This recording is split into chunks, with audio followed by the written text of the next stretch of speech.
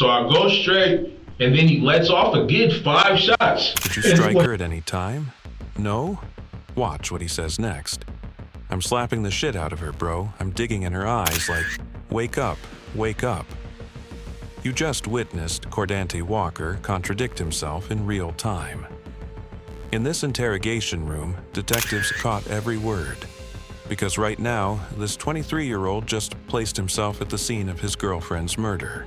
Surveillance footage, witnesses, a body with injuries he can't explain, and they're about to watch him fall apart. August 27th, 2020, 3:40 in the morning. A neighbor in Kent East Hill, Washington wakes up to screams. Across the street, Cordante Walker and his girlfriend, Lord Kimelon, are in a violent argument. The neighbor rushes to his window, and what he sees will haunt him forever. Cordante is in a rage, dumping everything from Lord's purse into the street. Then he climbs into his 2001 Pontiac Grand Prix, hits the gas, and launches Lord into the air. He runs her over, multiple times. Multiple witnesses call 911. But before anyone can help, Cordante drags her limp body into his car and speeds off. When first responders find Lord behind a chiropractic clinic on 104th Avenue, it's too late. She's gone. Police catch Cordante just down the street. He's arrested without a fight. And the moment he sits down in that interrogation room, it's obvious he rehearsed this story poorly. But before we get into the interrogation, hit that subscribe button and turn on notifications. You don't want to miss what happens when detectives catch him in his lies. Today's date is August 27th, 2020. Time is 6:17 a.m. Tell us what happened out there. Listen, sir, this is the 110% truth. August 26th was my girlfriend's birthday, her 23rd birthday. All day, I was just catering to her. Notice what he does here. He's not starting with the crime, he's building a character, the loving boyfriend. I took her to dinner. Afterwards, her mother invited us over. Family was taking shots, everything seemed cool. I got drunk, passed out on the couch, woke up to Lord and her brother arguing. He paints himself as the peacemaker, the good guy caught in family drama. She told me to get in the car, we headed home. And that's when everything went wrong. Here's where Cordante's story starts to unravel. We're almost at my house. She stops the car right before the turn, gets out, starts walking with her blanket wrapped around her. I'm like, "What are you doing?" I thought she had my car keys, so I'm yelling, "Give me my keys." She's not turning around, she's not saying shit. Hold up. Notice he's already positioning himself as the victim. She's unreasonable. He's just trying to get his keys. I find the key on the floor, start the car, pull up next to her. I'm like, "What is the problem?" She just started going ham. Leave me the fuck alone and all this other shit. So I got out the car, she got in, then I got back in, but I was trying to pull off to de-escalate the situation. Does she get in? No. I'm trying to skirt off before she gets in because you know how girls are. They argue with you, be like, "Leave, leave," and then soon as you actually leave, they want to hop in. But I'm worried about myself because I already have a case. I'm on probation right now. DV shit. And I didn't even do it. Playing off a past domestic violence case while sitting in an interrogation room for your girlfriend's murder. That's straight up wild. And here's what makes this even worse. Back in July 2018, one of Cordante's ex-girlfriends got a protection order against him after he punched her in a Starbucks parking lot. According to Lord's mother, their relationship started with a real spark. But once they moved in together, everything changed. Cordante would kick Lord out of their apartment, sometimes over nothing. He'd call her names, cuss at her, throw her belongings out the door. Lord kept giving him chances, kept seeing the good in him, and this is how he repaid her. Now, watch Cordante try to explain how Lord died. I get in the car, I'm trying to pull off. She hops in front of the car hits her, right? Then a random person, they have a gun, and they let off multiple shots. Wait, a random armed vigilante just appeared. I didn't want to leave her. I love her. That's my girlfriend. So I get out. I'm trying to pick her up to take her to the hospital. The dude's like, "Don't grab her. I'm calling the police." While I'm grabbing her, he lets off a good 2 shots. Boom, boom, like a warning shot. He's trying to sell this story like he's the hero under fire. I got shot in December. I have a scar right here, so gunshots don't sit well with me. He starts shooting. Made me rush. I gotta grab her, pick her up, put her in the car. At this point, she's like a dead body. Dead weight. So I throw her in the car, front seat. I'm in such a rush, I didn't even close the passenger door. Her feet hanging out weird, but I'm not trying to get shot. So I just pull off. Now, here's what actually happened. The neighbor who woke up to the screaming rushed outside and watched Cordante deliberately run Lord over. He pulled a gun, trying to hold Cordante there until police arrived. But Cordante dragged Lord's body into the car while her legs hung out the open door and sped off. The neighbor fired at the tires trying to stop him. Not at Cordante, at the tires. But Cordante still got away. And now, he's about to say something absolutely insane. She's really like a dead body, bro, not moving. So I open her eyes and I'm digging in her eyes like, wake up, wake up. I'm slapping the shit out of her, bro. To the point where I thought she was dead. I'll keep it 100. I slapped her in her face. Wake up, wake up. I may not like you at the moment, but I don't want you to die. How many times did you slap her? I probably slapped her like a good 10 times. I was just worried. She never woke up. So I'm like, damn, she died. To anyone with even half a brain, that story sounds like complete nonsense. But here's why Cordante brings this up at all. When Lord was found, she had facial injuries that had nothing to do with being run over. Bite marks, a cut lip, bruising to her face and head, none from the car. Most importantly, all of these injuries were ante-mortem, inflicted while she was still alive. Cordante is explaining away evidence before detectives even mention it. Drop a comment right now. Do you think Cordante planned this story beforehand? Or is he making it up as he goes? Let me know what you think. So, at what point? I know you said earlier you punched her too. Oh yeah, towards the 8th slap, the slaps weren't working. So I punched her, but not straight in her face. Kind of on the side. It wasn't full force. Just, wake up. Which side? This side, her left. He just admitted to punching her, slapping her 10 times, and he's framing it all as concern, as love. But detectives aren't buying it. At the time you guys were driving, it started getting heated. Did you strike her at any time during that time? No. I never put my hands on her inappropriately. I never punched her. I never wanted to be on no DV shit. I never showed no signs of aggression. See that?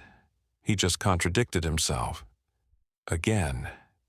Even if we pretend everything was an accident, that Lord hopped in front of the car, that he was just trying to wake her up, none of it explains why he hasn't shown a single tear. Not even a hint of genuine emotion, because Cordante is only worried about one person, himself. Eventually, the second detective walks back in. By now, he's watched the full surveillance footage. Cordante is about to fall apart. I talked to some guys at the scene. They noticed contents from her purse scattered everywhere. Can you explain that? She dropped it or something. I wasn't focused on anything she had. I was just trying to get her back in the car. Did you dump her purse out? No, I didn't dump her purse in the middle of the road. But investigators did find Lord's purse contents scattered across the street. And it doesn't look like she dropped it. It looks like someone dumped it out in rage. You know about ring cams and stuff like that, right? Because we have video of the incident.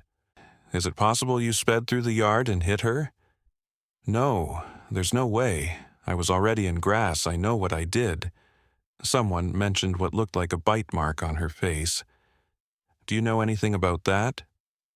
No, I probably did, though. Yeah, I probably did, bro. I was really panicking. I was slapping her, shaking her. So I start kissing her, and I bit her face. I just wanted to do whatever I could to wake her up. He admits to biting her, admits to punching her, admits to slapping her 10 times, and frames it all as love. Then the detective drops the hammer. The video shows you in the road and then going back and dragging her into the car. I wasn't in the road. What? Like, what do you mean? You stopped in the road right here and went back and dragged her to the car by the arm. There is literally no way. I want to see the video myself because there's no way. Cordante is scrambling now. His story is collapsing in real time. He keeps insisting he was in the yard, that everything happened so fast that he was panicking. But detectives have more than video. They have forensics. They have witness testimony. And they have Cordante's own words tying him to every piece of evidence. When first responders arrived, Lord's body showed clear signs of being run over. But those facial injuries? They didn't match a car accident. They matched an assault. And Cordante just confessed to all of it. The detectives let him keep talking, because the more he talks, the deeper the hole. I know how it looks, bro, but I didn't do nothing. I love her. That's my girlfriend. Love. That's the word he keeps coming back to, but the evidence tells a different story. A story of rage, of violence, of a man who couldn't handle losing control. And when Lord tried to walk away that night, Cordante made sure she never could. Is there anything else you can think of that we didn't ask you? No? Is the information in this statement true to the best of your knowledge? Yeah? Cordante thinks he's done enough. He's told his story. He's explained the injuries. He's painted himself as the victim. But as the detective turns off the recorder, Cordante has no idea that every word will be used to convict him. The evidence is overwhelming. Surveillance footage captured the entire attack. Cordante accelerating toward Lord, hitting her, running her over multiple times, dragging her limp body into his car while a neighbor desperately tried to stop him, speeding off with her legs still hanging out the door. The neighbor's 911 call corroborated everything. He heard the screaming. He saw Cordante dump Lord's purse. He watched in horror as Cordante used his car as a weapon. Forensic evidence sealed the case. Lord's injuries told the story of a violent assault followed by vehicular homicide. The facial trauma, bite marks, bruising, cut lip, all inflicted before she died. And Cordante's interrogation confession gave investigators exactly what they needed. Oh, and that story about the steering wheel being broken? Investigators checked. The car was fine. Cordante Walker was charged with first-degree murder. In court, prosecutors laid out the timeline of abuse.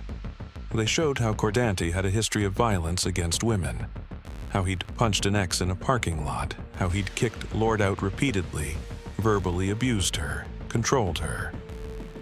How on the night of her 23rd birthday, when she finally tried to walk away, he made sure she never could. The defense argued it was an accident, that he was drunk, that he panicked. But the video didn't lie, the forensics didn't lie, and Cordante's own words didn't lie. Before we get to the sentencing, if you're finding value in these deep dives into true crime cases, smash that like button. It helps this channel reach more people who need to hear these stories. In March 2024, Cordante Walker was sentenced to 17 years in prison for felony murder. 17 years. Drop a comment below. Do you think 17 years is enough for what he did? Or should the sentence have been longer? I want to hear your thoughts. Lord's mother stood in that courtroom and said this: "My daughter gave you every chance. She loved you when you didn't deserve it. She stayed when everyone told her to leave, and you took her from us on her birthday." Lord Kimellan was 23 years old. She had her whole life ahead of her. A family that adored her. Friends who loved her. Dreams she never got to chase. Cordante Walker took all of that because he couldn't handle her walking away. Lord gave him every opportunity to be better, and he repaid her kindness with violence. The pattern never stopped. It escalated. Kicking her out turned into verbal abuse. Verbal abuse turned into control, and control turned into murder. While Cordante sits in a cell for the next 17 years, Lord's family is left with an empty seat at every birthday, every holiday, every family gathering. That's the real cost. Not just the life taken, but all the lives shattered in the aftermath. Lord Kimellan deserved to see 24. She deserved a life free from fear. Rest in peace, Lord Kimellan. If this case affected you, share it. Someone needs to hear Lord's story, and if you or someone you know is in a relationship where you don't feel safe, please reach out for help. The National Domestic Violence Hotline is 1-800-799-7233. Subscribe for more deep dives into cases that expose the truth about domestic violence and justice. Hit that notification bell so you never miss an upload. I'll see you in the next one.